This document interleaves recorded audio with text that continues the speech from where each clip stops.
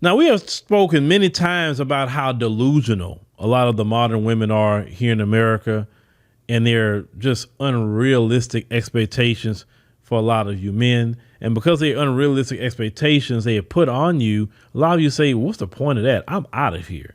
But let's go ahead on and check out what this sister talking about. What is the ideal age? I would have to say the person that I would marry right now would probably have to be between 32 and 43. Okay. What would you want his income to be?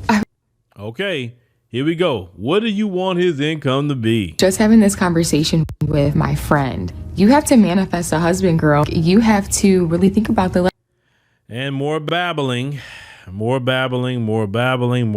that they always do. that you want to live. It comes down to vacations and how many kids you want to have. Just like the lifestyle that you want to have. My husband needs to be making like $650,000. Y'all, let me rewind that one more so you can see what she said. Rewind that one more time. And needs to be making like $650,000. You need to be making, fellas, listen to me. If you are interested with her, okay, you think, hey, that's my type of woman. Fellas, you need to be making $650,000. You need to be part of the upper class in America to be with her. But she doesn't present anything that would warrant a man to make $650,000. They just think they give out a number and we suppose what is this, a business transaction? Maybe you could get to the point with your husband where he's making $650,000. Maybe.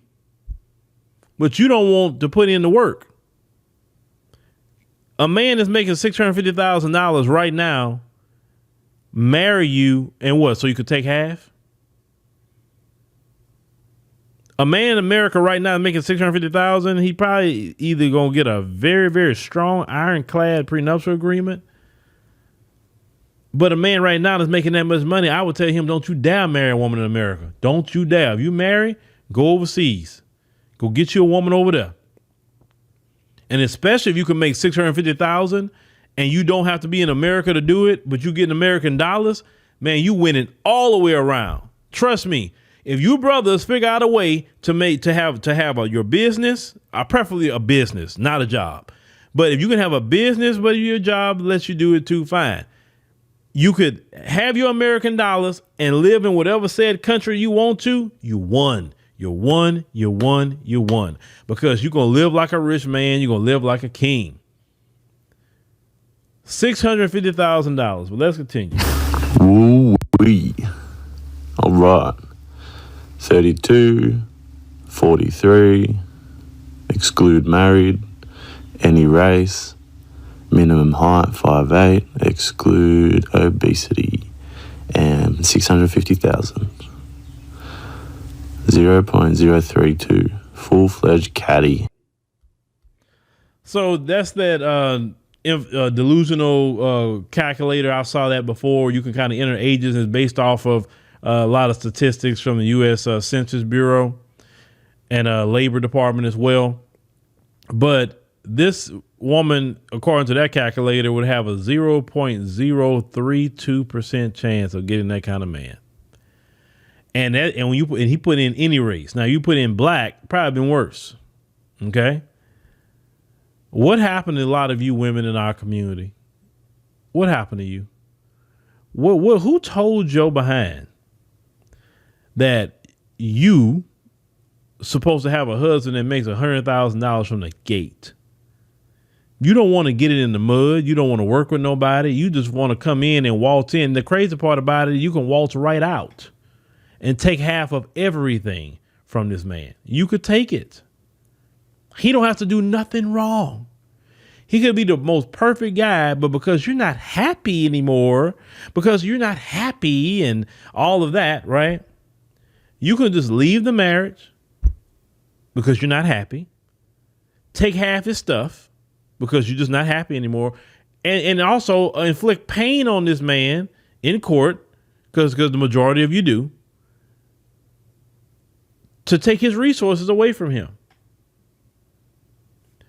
If a man really looked at what happens at the end of marriages in America, no man would really want to marry any of you. And the majority of them, they want the ceremony. They don't care about the life, the marriage. They want the ceremony. They want the dress. They want the friends and family. They want the food. They want the fanfare. They want all of that. But they don't want to focus more on family. She making kids and vacation. Sometimes you may have to do a staycation in the beginning. I'm gonna tell you what. When me and my wife first got married, we weren't traveling like we travel now. Not at all. We was both working at the time. I know my wife worked for a little bit until she got pregnant. A few years till she got pregnant with my little girl in 2014. Well, yeah, she had my little girl in 2014. And, she started working at that point, but I like, no, go ahead on and work your business. Cause I really believe you could really build something from having a business and not working for nobody. So that's what my wife started doing at that time. But with time go along, as we start doing better, then we started doing a little traveling a little more and doing more things, So it took time. It wasn't the moment me and my wife got married. And if my wife would have said to me, well, you need to be making $650,000 in order for me to marry you. Well, me and her wouldn't be married right now because I wasn't making $650,000 that day. And most men in America, no matter what their race is, don't make $650,000. So you're going to end up being alone. And then you're going to be going to Jamaica tricking or going to West Africa like that brother say out there tricking. They now move to West African countries in search for young boys to make us housemen. In your late 30s, because you're talking about you can't get a man. But this young woman I feel for her because she's young, or she at least look young. She may not be. I just want to know who told y'all. Please answer in the comment section, ladies. Who told y'all that you have to have a husband that makes $100,000 a year when the average man makes $42,000 a year? Who told y'all that? Because whoever told y'all that has really screwed y'all up.